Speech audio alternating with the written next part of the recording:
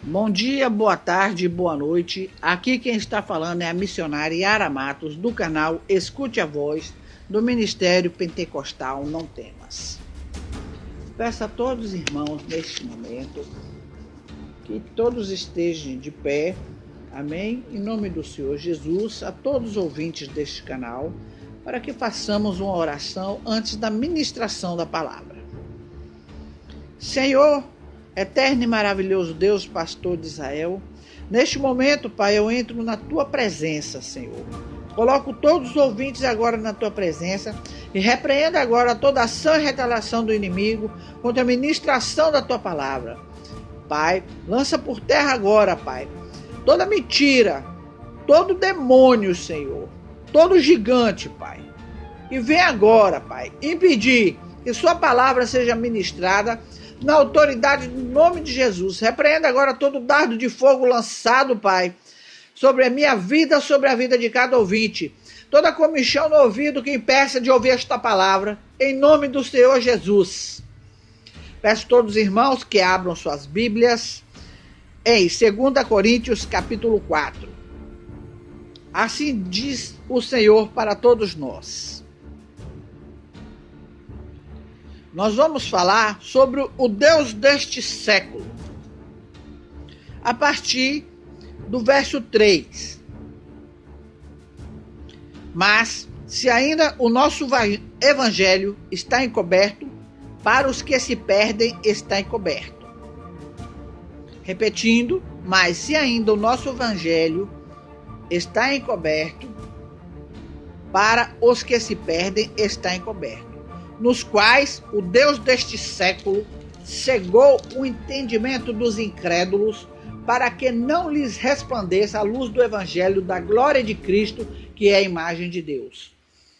Porque não nos pregamos a nós mesmos, mas a Cristo Jesus, o Senhor.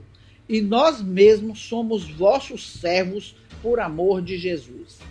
Porque Deus, que disse que das trevas resplandece a luz, é quem resplandeceu em nossos corações para a iluminação do conhecimento da glória de Deus na face de Jesus Cristo. Temos, porém, esse tesouro em vasos de barro, para que a excelência do poder seja de Deus e não de nós. Em tudo somos atribulados, mas não angustiados, perplexos, mas não desanimados, perseguidos, mas não desamparados, abatidos, mas não destruídos, trazendo sempre por toda parte mortificação do Senhor Jesus no nosso corpo, para que a vida de Jesus se manifeste também em nossos corpos. E assim, nós que vivemos, estamos sempre entregues à morte por amor de Jesus Cristo, para que a vida de Jesus se manifeste também em nossa carne mortal. De maneira em que nós opera a morte, mas em vós a vida.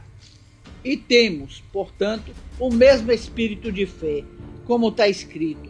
Cri, porque isto falei. Nós cremos também, porque isto também falamos. Sabendo que o que ressuscitou o Senhor Jesus Cristo nos ressuscitará também por Jesus e nos apresentará convosco. Porque tudo isso é por amor de vós, para a graça multiplicada, por meio de muitos, torne abundante a ação de graças para a glória de Deus. Amém? Agora vamos esmiuçar esta pregação. Aqui fala, o Deus deste século. Quando falamos o Deus deste século, o príncipe deste mundo, estamos referindo a Satanás, que exerce poder sobre boa parte da atividade desse mundo, não é verdade? Ele governa como que usurpador, e o seu governo é temporário e não absoluto. Satanás continua agindo, mas somente segundo a vontade permissiva de Deus, até o fim da história. Aqueles que não se submetem a Jesus Cristo permanecem sob o controle de Satanás, ou seja, o diabo. Este cega os olhos deles o que? A verdade e a glória do Evangelho, a fim de não serem salvos. Então, a solução para esta trágica situação é neutralizar a atividade dele, mediante o que? A intercessão e a pregação do Evangelho no poder do Espírito Santo, para que o povo ouça, entenda e decida crer ou não na palavra. Não é verdade? Eu disse também, no verso 7, sobre esse tesouro em vaso de barro. Não é? Esse cristão, o cristão é um vaso de barro. Por quê? Porque um vaso de barro passa pela mão do olheiro. Então ele sempre está transformando, ele sempre está se modificando. Se não me engano, está lá em Jeremias 18. Né? Ele nos compara a um barro, a um vaso de barro, porque ele pode ser restaurado, transformado. Já notaram que quando esse vaso está pronto, o que acontece com ele? Ele vai lá e se quebra, para que se faça um vaso novo, não é? Então, como o cristão é um vaso de barro, ele é um vaso de barro, que às vezes passa por tristezas, aflições, perplexidades, lágrimas, fraquezas e temores. Mas o cristão, ele nunca é derrotado por causa do tesouro celestial que está nele. Então, o cristianismo não é a eliminação da fraqueza, nem meramente. Desculpe, irmão. O cristianismo não é a alimentação da fraqueza, nem meramente a manifestação do poder divino através da fraqueza humana. Que isso significa o quê? Que em toda aflição podemos ser mais do que vencedores, mediante o poder e amor de Deus, conforme está em Romanos capítulo 8, verso 37 e outros lugares. E que nossas fraquezas, aflições e sofrimentos nos tornam totalmente receptivos à graça abundante de Deus e permitem que a sua vida seja manifesta em nossos corpos. Falei de um pedacinho aí desse versículo, atribulados, mas não angustiados. Se experimentamos a presença de Cristo e o seu poder em nossa vida, absolutamente nenhuma aflição, perturbação, enfermidade ou tragédia provocará a nossa derrota espiritual. Quando as circunstâncias exteriores se tornam insuportáveis e nossos recursos humanos se esgotam, os recursos divinos nos são dados para aumentar e desenvolver a nossa fé, esperança e força. Deus não abandonará seus filhos fiéis em nenhuma das circunstâncias. Né? Somos entregues à morte. Então, para um cristão ministrar vida a outra pessoa, ele deve compartilhar o sofrimento de Cristo, experimentar sua própria vida, a operação da morte. Ou seja, né, a abnegação, a aflição, a decepção e o sofrimento por amor a Cristo farão com que a nossa vida ministre a graça ao próximo. Jesus ensinou mesmo um grande princípio de quebrantamento em Jó. Devemos nos apresentar como sempre está escrito, né? Um coração contrito e quebrantado, Deus não desprezará. Às vezes a pessoa faz tanto sacrifício, sabe? Sacrifica isso, sacrifica aquilo, faz jejum, faz isso, faz aquilo, sendo que resume tão pouco um coração contrito e quebrantado, uma oração contrita e quebrantada, Deus não o desprezará. Solicitei também sobre o homem exterior e interior. O homem exterior é o nosso corpo físico, sujeito a quê? A decadência, e que vai caminhando para a morte por causa da mortalidade e aflições da vida.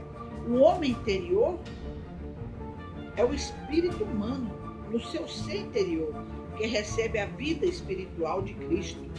Embora nosso corpo envelheça e decaia, experimentamos a renovação contínua mediante a outorga constante da vida e poder de Cristo. cuja influência capacita nossa mente, nossas emoções e vontade de conformarem com a sua semelhança e propósito eterno. Amém, igreja? Então, o nosso corpo físico, ele sempre vai estar em decadência, vai acontecer uma enfermidade, vai acontecer alguma coisa em nosso corpo físico, mas o nosso corpo, que é o nosso corpo exterior, o nosso corpo interior continua intacto, porque nele habita, nele há um rio vivificador, nele flui o Espírito Santo de Deus. Amém, igreja? Então, deixe de olhar para a sua aparência, que muitos hoje querem olhar só para a aparência, estão olhando só para a aparência, né? Toda laranja, né? Toda rosa também murcha, né? Todos envelhecemos, mas temos conosco, no nosso homem interior, o Espírito Santo, esse rio vivificador, este avivamento que jamais vai morrer dentro de nós. Agora só temos ele através do Espírito Santo de Deus. Falei também leve sobre a tribulação, peso eterno de glória. Isso quer dizer o quê? Que as aflições e as privações suportadas na vida dos que permanecem fiéis a Cristo são leves em comparação com a abundância de glória que temos em Cristo. E essa glória já está parcialmente presente, mas só no futuro será experimentada plenamente. Então, quando alcançamos a nossa herança no céu, podemos dizer que as tribulações mais severas não eram nada em comparação com a glória do estado eterno. Então, não devemos, portanto, desesperar, perder a esperança, nem deixar nossa fé diminuir em meio aos nossos problemas.